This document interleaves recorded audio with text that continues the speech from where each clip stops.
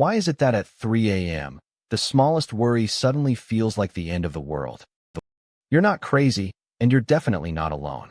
This happens to almost everyone. There's a real reason your darkest thoughts wait until the middle of the night to strike. And once you understand it, those 3 a.m. spirals start to lose their power. Let's start with what your brain is actually doing while you sleep.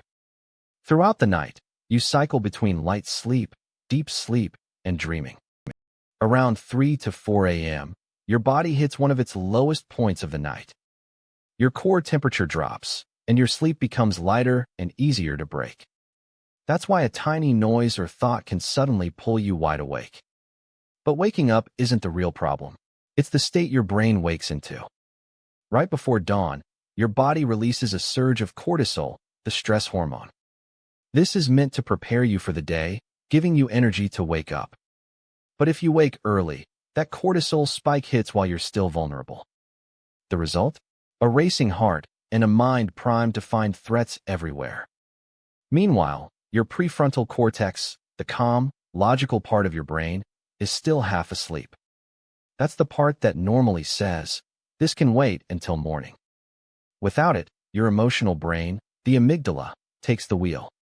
So small worries get amplified into full-blown catastrophes.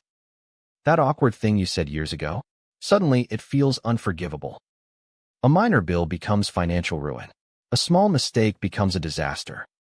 Darkness makes it worse, removing the visual distractions that anchor you during the day.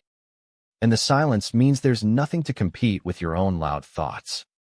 At 3 a.m., you also feel profoundly alone. Everyone you love is asleep. That isolation tricks your brain into feeling like no help is coming.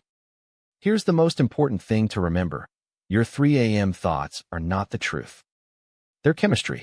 A tired brain plus stress hormones plus darkness equals distortion. So how do you fight back when it happens? First, don't trust the spiral. Remind yourself, I'll look at this again in daylight, when my brain is fully awake. Try slow, deep breathing to lower that cortisol and signal safety to your body.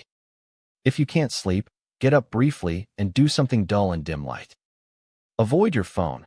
The bright screen tells your brain it's time to wake up. By morning, you'll likely wonder why those thoughts ever felt so huge. If this helped you understand your mind a little better, subscribe and turn on notifications. See you in the next one.